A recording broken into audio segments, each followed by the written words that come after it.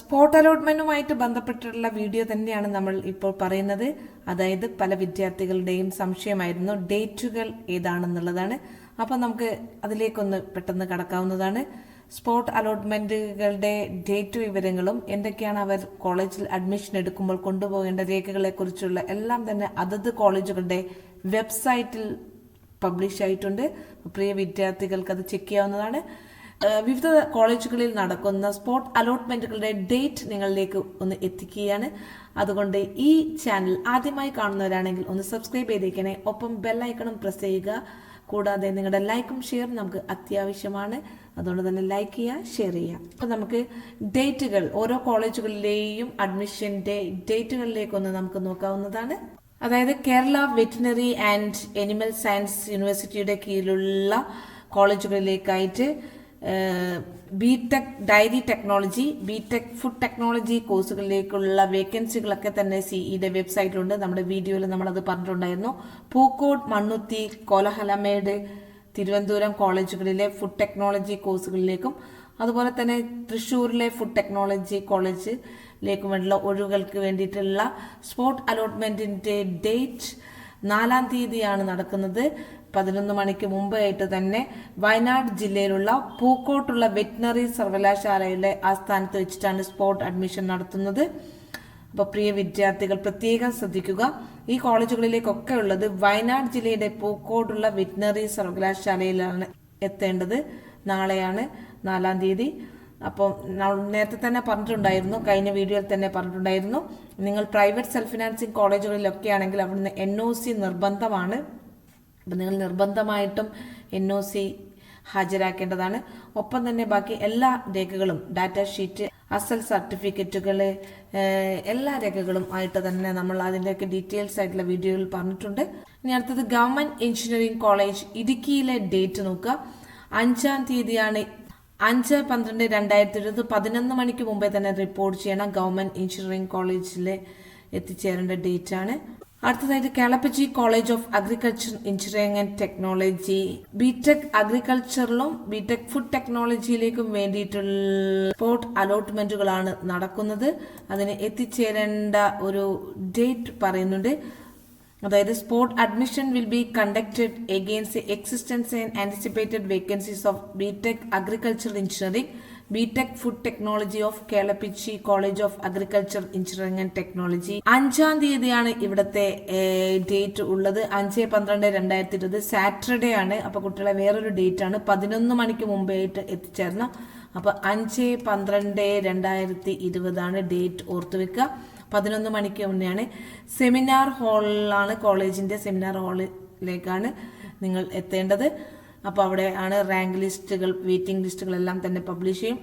അതിന്റെ അനുസരിച്ചാണ് spot admission ഉണ്ടാകുന്നത്. ഇനി കോഴിക്കോടുള്ള എഞ്ചിനീയറിംഗ് കോളേജുകളിലും 4-ാം തീയതിയാണ്. 4/12/2020 ആണ്.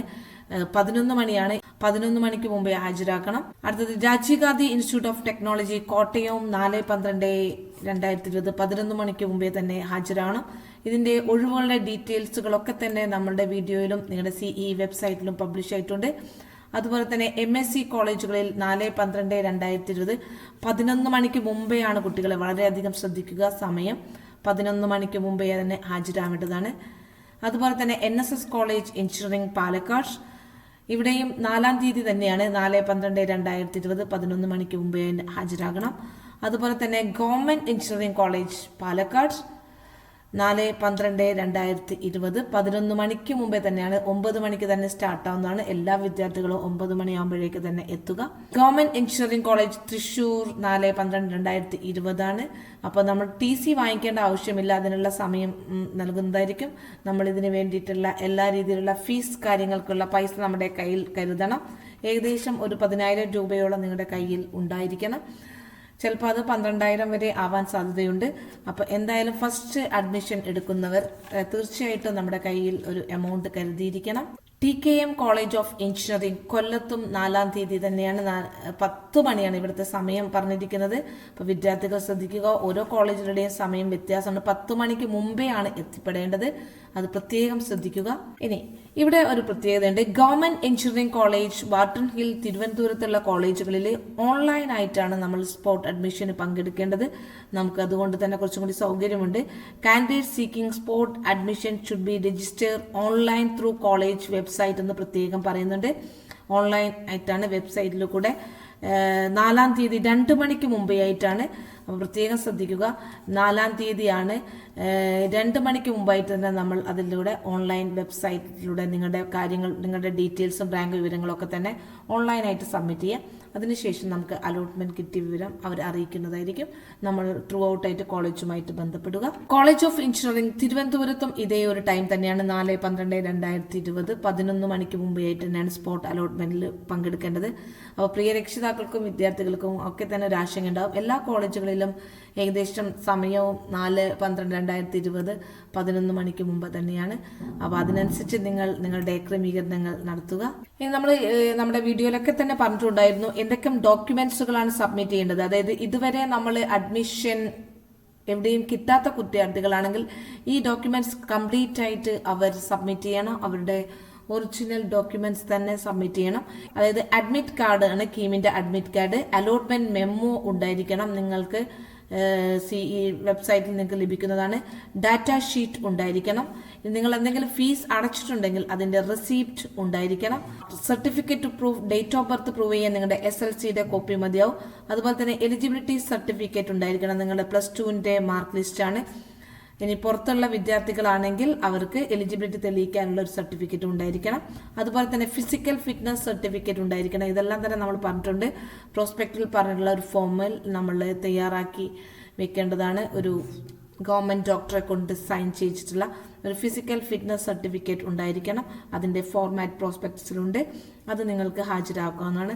അതുപോലെ തന്നെ എല്ലാ ഒറിജിനൽ ആയിട്ടുള്ള കോപ്പിയുടെയും സെൽഫ് അറ്റസ്റ്റഡ് കോപ്പിയും നിങ്ങളുടെ കയ്യിൽ കരുതണം. അതെല്ലാം തന്നെ സബ്മിറ്റ് ചെയ്യേണ്ടതാണ്.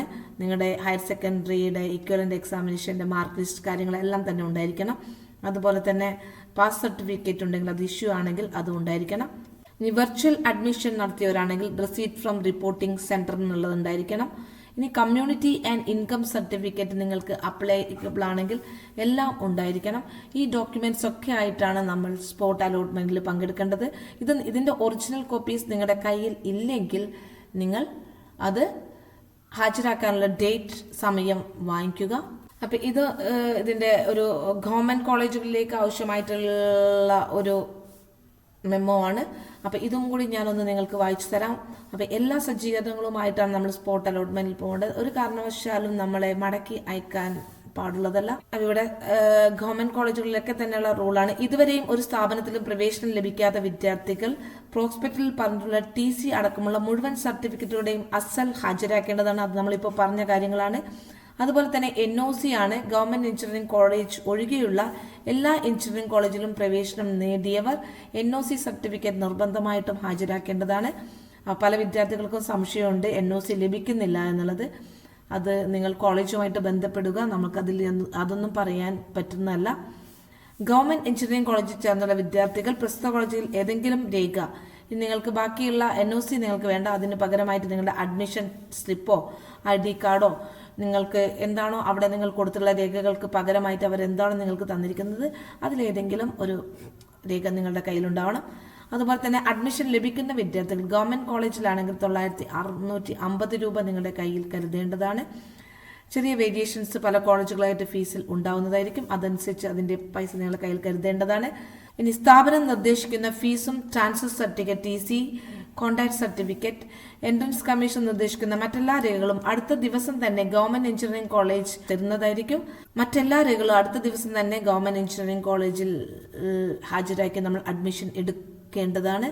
അപ്പൊ എല്ലാ വിദ്യാർത്ഥികളും കറക്റ്റ് ടൈമിന് തന്നെ, പല ഡേറ്റുകളായിട്ട് നമ്മൾ പറഞ്ഞിട്ടുണ്ട്, വ്യത്യസ്ത ഡേറ്റുകളുണ്ട്. ഇനിയും നിങ്ങൾക്ക് പ്രവേശനം ആഗ്രഹിക്കുന്ന കുട്ടികളുണ്ടെങ്കിൽ അതത് കോളേജുകളുടെ വെബ്സൈറ്റിൽ പോയി കംപ്ലീറ്റ് ഡീറ്റെയിൽസ് മനസ്സിലാക്കാവുന്നതാണ്. ഇനി സ്പോട്ട് അലോട്ട്മെന്റുമായി ബന്ധപ്പെട്ട് കൂടുതൽ വിവരങ്ങൾ അറിയാൻ വേണ്ടി നിങ്ങൾ അതത് കോളേജുകളുടെ വെബ്സൈറ്റുമായിട്ട് ബന്ധപ്പെടുക. നിങ്ങൾ ഈ വീഡിയോ ആദ്യമായി കാണുന്നതാണെങ്കിൽ ഒന്ന് സബ്സ്ക്രൈബ് ചെയ്തേക്കണേ. ഒപ്പം തന്നെ ബെല്ലൈക്കണും പ്രസ് ചെയ്യുക. നമ്മളിടുന്ന ലേറ്റസ്റ്റ് നോട്ടിഫിക്കേഷൻ നിങ്ങൾക്ക് ലഭിക്കുന്നതായിരിക്കും. അതുപോലെ തന്നെ നിങ്ങളുടെ ലൈക്കും നമുക്ക് വളരെ വളരെ ഇമ്പോർട്ടൻ്റ് ആണ്. അതുകൊണ്ട് തന്നെ ലൈക്ക് ചെയ്യുക, ഷെയർ ചെയ്യുക. Thank you for watching.